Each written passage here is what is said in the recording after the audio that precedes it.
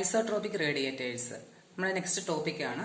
അപ്പോൾ isotropic radiators എന്ന് പറഞ്ഞു കഴിഞ്ഞാൽ first point it radiates uniformly in all direction എന്നാണ് പറയുന്നത്. അതുകൊണ്ട് തന്നെ ഇതിനെ ഒമ്നി ഡയറക്ഷണൽ റേഡിയേറ്റർ എന്ന് പറയാം.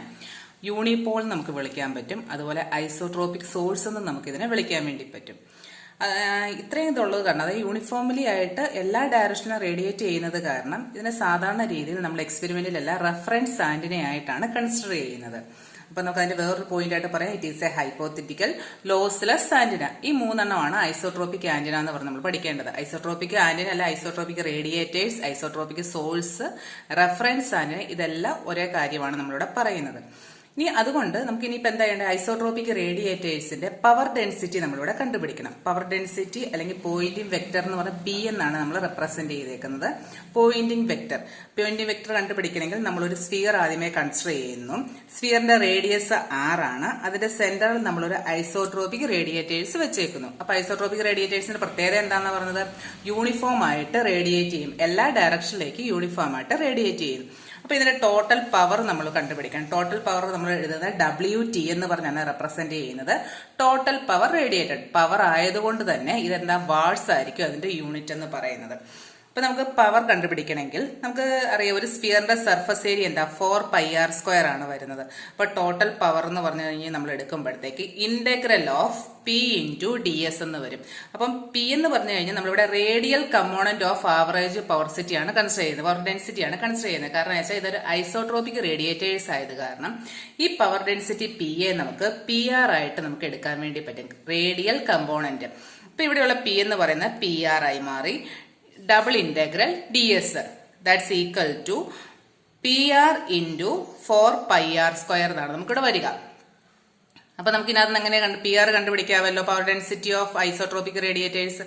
PR is equal to WT / 4πr².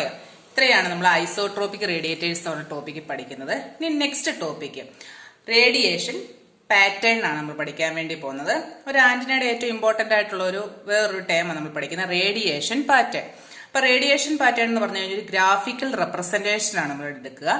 അതിന്റെ ഡെഫിനേഷൻ ആയിട്ട് പറയുമ്പോൾ A graph which shows the variation in actual strength of an electromagnetic field at all points which are at equal distance from the antenna എന്നാണ് നമ്മളിവിടെ പറയുന്നത്.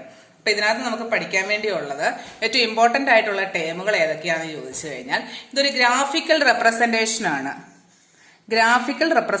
ആണ്.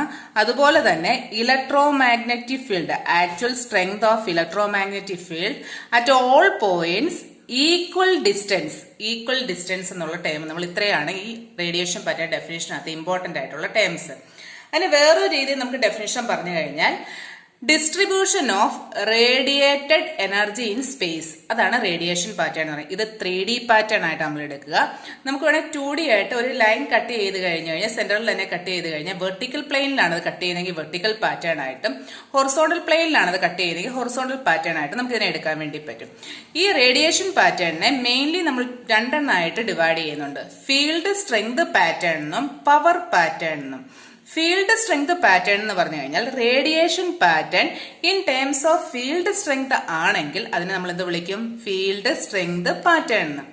Radiation pattern എന്ന് പറയുന്നത് power ഡെൻസിറ്റിയുടെ ടേമിലാണെങ്കിൽ നമുക്ക് അതിനെ പവർ പാറ്റേൺ എന്ന് വിളിക്കാൻ വേണ്ടി പറ്റും. ഇനി ഇവ തമ്മിലൊരു റിലേഷൻ നമുക്ക് പറയാൻ പറ്റും. Power pattern is proportional to square of the distance, power pattern is proportional to the square of the field strength pattern. ഇതാണ് ഇവ തമ്മിലുള്ള റിലേഷൻ എന്ന് പറയുന്നത്. അപ്പൊ നമുക്ക് ഈ ടോപ്പിക്ക് നമ്മൾ പഠിച്ചത് ഐസോട്രോപിക് റേഡിയേറ്റേഴ്സ് എന്ന് പറഞ്ഞത്, റേഡിയേഷൻ പാറ്റേൺ എന്ന് പറഞ്ഞ 2 ടേംസ് ആണ്. ഇത് രണ്ടും ഇമ്പോർട്ടന്റ് ആണ്. ഓക്കെ.